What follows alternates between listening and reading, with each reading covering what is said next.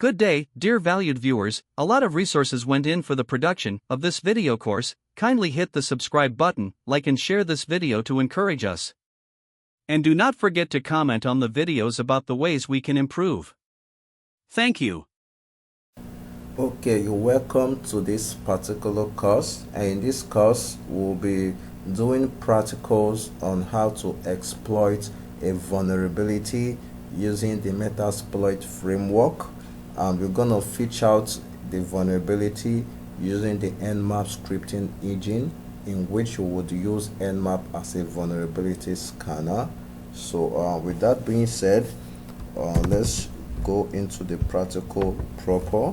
So we'll call forth our nmap. So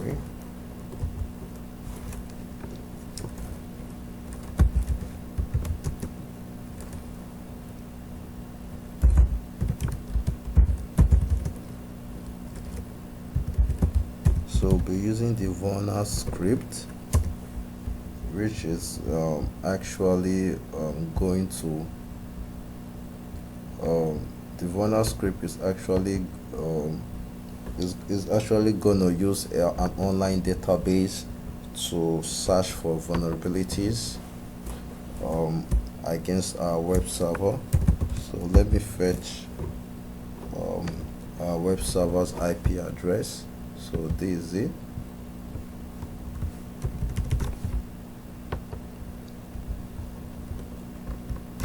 So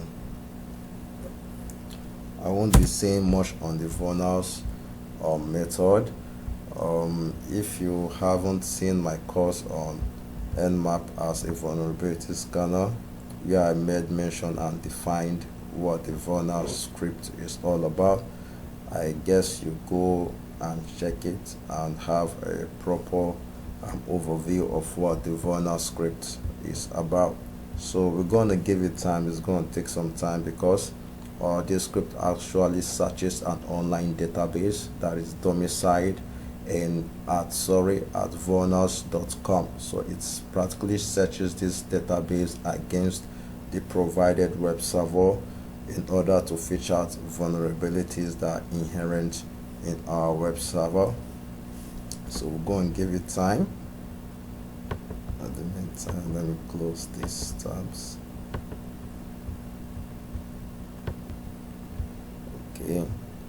Okay, and don't forget, the machine that we are attacking is our BWAP.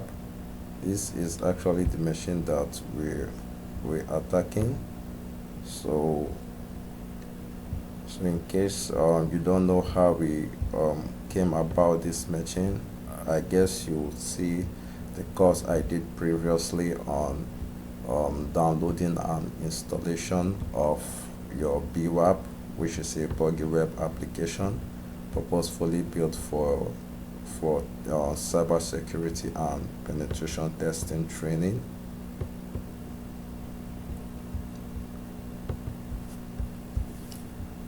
So the result has been outputted. So let's go ahead and check. Let's kind of see the port 22, because the port 22 is known for SSH. Let's see if there's any vulnerability on our port 22.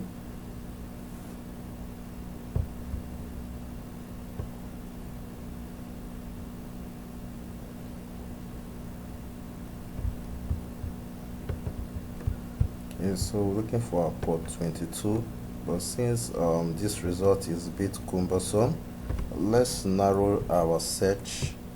Let's narrow our search for vulnerability just to our port 22. So let's scan only port 22 for vulnerabilities. So I made a mistake.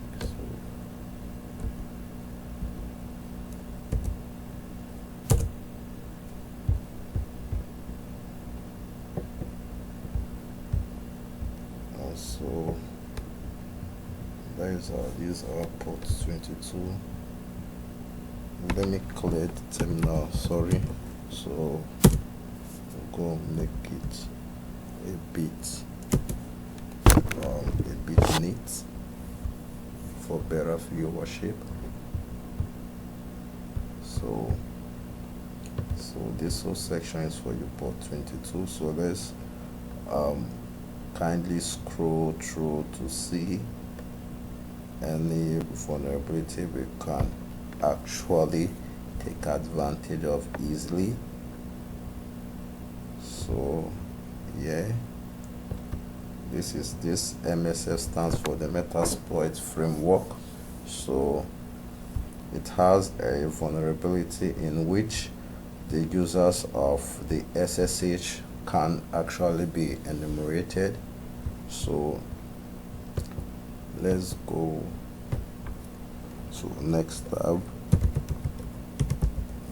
and let's invoke our MSF console.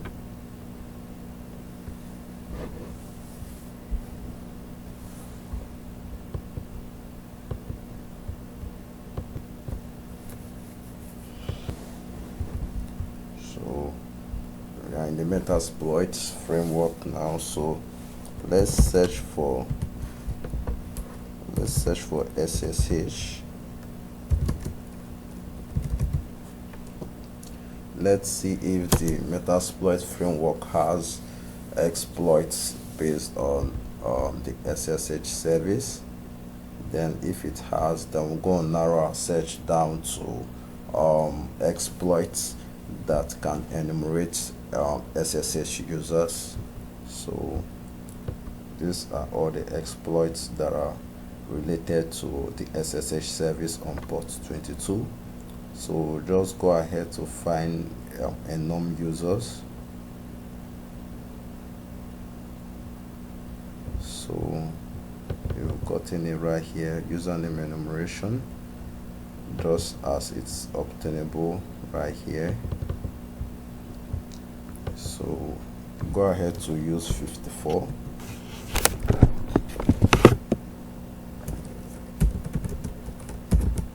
Use 54, that's the number of the exploits. So using 54, we'll go ahead to type info, so we would know how to actually deploy the exploit. So we are given an alternate command to actually enter in order to view the full information.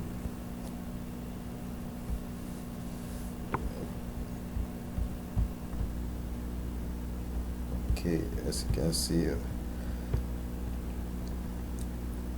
our information has actually been brought up.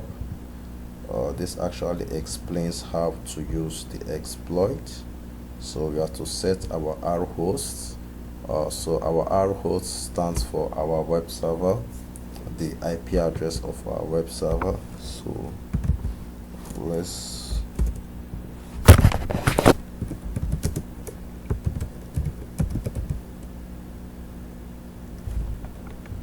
see if it's capital letter. Okay, it's plural, sorry. So we'll set our R host.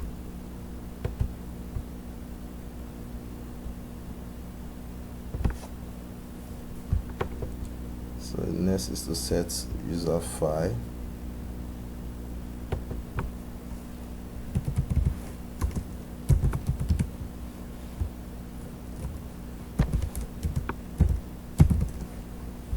So this actually contain the lists of usernames that you would want to use to brute force the SSH port, or there are list of usernames in which you want to use to spray in which you want to use to spray in order to fish out the one that has been used to register in the SSH service. So with that being said, let's locate any username.txt. You can actually go online to download lists of usernames, lists of passwords that you can actually be using for your brute forcing spraying exercises. So I got this one off the internet and I saved it. This is the directory in which I saved it. I can actually visit seclist at GitHub. They actually have they have compiled lists that are being used by security personnel. This list consists of usernames, passwords of compromised systems, passwords that are likely to be used by individuals, by corporations, same as applicable to usernames and the rest of it. So you can go ahead and head to this checklist, this GitHub page, and you can actually download the file and you can be using it for your testing purposes. So with that being said, I'll actually be copying this now, copy selection, and I'll be pasting it here. So this is my my user file. So the next, I'll be setting my variables to be true.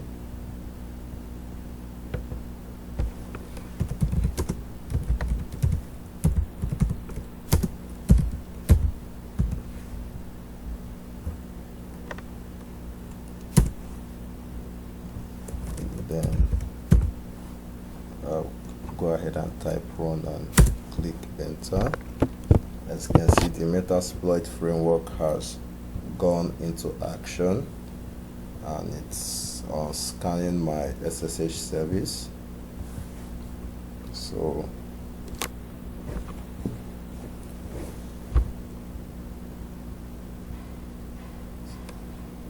okay, this user has been found. So let's actually view the contents of the username file that I downloaded. So this is actually the content of the file. As you can see, 111 wasn't found, www.admin wasn't found, why this was found as the user. So the MSF actually took this list of names to actually scan and check against the SSH service to fish out the usernames that have been used to register on the SSH service. As you can see, root is also a user. This is also a user. So these are the vulnerabilities. This is the vulnerability that is inherent in this particular web server that makes it possible for an attacker to actually get the usernames of registered SSH operators. So this is a bit risky because the attacker can go ahead to actually run a brute forcing or actually get to spray the SSH with some password lists, which could actually lead to the security of the web server being compromised. So I guess that is it for this particular section. So in case you don't understand what we did, it's quite explanatory, it's quite self-explanatory. So all you need to do is go back to the course and actually play and watch this video again. So I'll be seeing you in my next course. The more we delve deeper, the more you understand. So I'll be seeing you in my next course. Bye for now.